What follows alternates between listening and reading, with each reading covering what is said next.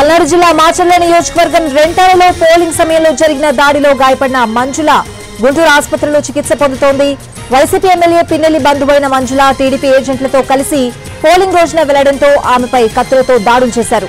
ఈ దాడుల్లో తీవ్రంగా గాయపడ్డ మంజుల తమను అంతం చేయాలనే వైసీపీ వర్గం దాడులు చేసిందని ఆరోపించారు. 30 నుంచి 40 మంది వరకు తమపై దాడి చేశారని వాపోయారు.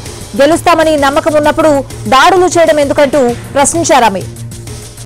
దాడులకు పాల్పడింది భాస్కర్ రెడ్డి, అతని అనుచరులేనని ఆరోపిస్తున్న మంజులతో మా ప్రతినిధి Srikanth face to face.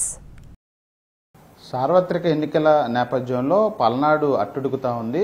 Polling జరిగిన రోజు నుంచి ఇప్పటి వరకు కూడా రాజకీయ పరస్పర దాడులు తెలుగుదేశం పార్టీ వైసీపీ మధ్య కొనసాగుతున్న నేపథ్యంలో పోలింగ్ జరిగిన రోజున మాచర్లకి సంబంధించి నియోజకవర్గంలో నుండి రెంటచింతల్లో పోలింగ్ బూత్ లో ఏజెంట్గా ఉన్నటువంటి మహిళ మంజుల మీద అయితే దాడి జరిగింది. అయినా కూడా తీవ్ర గాయాలైనా కూడా పోలింగ్ ఏజెంట్గా విధులు కూడా నిర్వర్తించిన మంజులు ప్రస్తుతం ఆసుపత్రిలో ఉన్నారు. ప్రస్తుతం మనతో మాట్లాడతాం, మంజులతో మాట్లాడే ప్రయత్నించారు. ఏం జరిగింది మేడం అసలు ఆ రోజున? తీవ్ర గాయాలైనా కూడా మీరు పోలింగ్ ఏజెంట్గా మధ్యాహ్నం వరకు ఉన్నారనేది కూడా తెలుసు.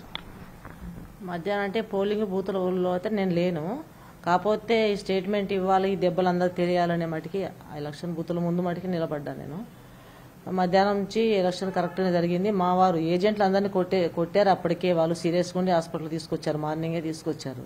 ఇక తర్వాత బ్రహ్మారెడ్డి గారు ఇప్పుడు మా వారు ఎలక్షన్ కొద్దిసేపు ఎలక్షన్ జరపగలిగారు.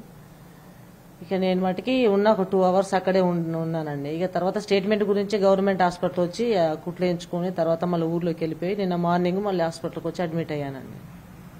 ఎందుకు ఇంత తీవ్రంగా దాడులు చేసుకునే వరకు పరిస్థితి వచ్చింది అనుకుంటున్నారా ఆ రోజున, పోలింగ్ రోజు? అది కూడా నేను ఊహించలేదండి. కాకపోతే కొంచెం నెట్టుకోవడం ఇదేదో చేస్తారేమో అంతవరకన్నా, కానీ ఈ రాడ్లు కత్తులతోటి ఇంత చేస్తారని కూడా నేను కూడా అనుకోలేకపోయాను సార్. ఉంటే మేము అదొకటి, అంతకుముందు సీఏ గారు ముందు రోజు ఊర్లోకి వచ్చి ఎంక్వైరీ చేశారు. ఇట్లా సీరియస్ అయితే ఉంటుంది, మా ప్రతిసారి మాకు గొడవలు అయితేనే ఉంటాయి, మీరు ఖచ్చితంగా మీ రెస్పాన్స్ మీది ఉంటేనే మేము ముందుకు జాగలుగుతామని అంటే ఆ మార్నింగ్ 5:30కే మా వారు ఫోన్ చేశారు సీఏ గారికి. ఫోన్ చేస్తే మీరు వెళ్ళండి నేనే చూసుకుంటాను అన్నాడు. ఆయన చెప్పడంతో మేము వెళ్ళినాము. ఇప్పుడు నిన్నటి నుంచి సీఏ గారికి ఫోన్ చేసి హాస్పిటల్ దగ్గరికి రండి మీతో మాట్లాడాలంటే తను వస్తలేడు అసలు.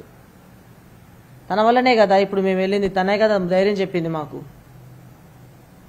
మాచర్ల ఎమ్మెల్యే ఎవరైతే ఉన్నారో పిన్నెల్లి రామకృష్ణారెడ్డికి సంబంధించి మీరు బంధువులుగా కూడా ఉన్నారని కూడా చెప్తున్నారు. ఏంటి వాళ్ళే ఇప్పుడు మీ మీద దాడి కూడా చేసినట్టుగా తెలుస్తాం.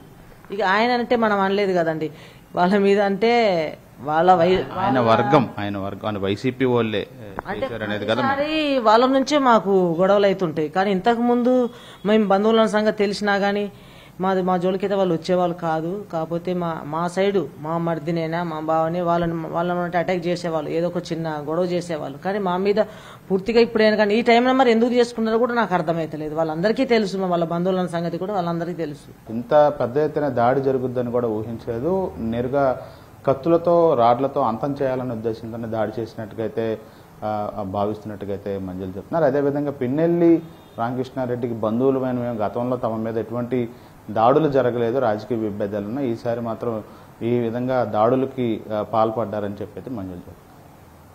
కెమెరా పర్సన్ నాగరాజ్తో శ్రీకాంత్, ఎన్టీవీ, గుంటూరు నుంచి.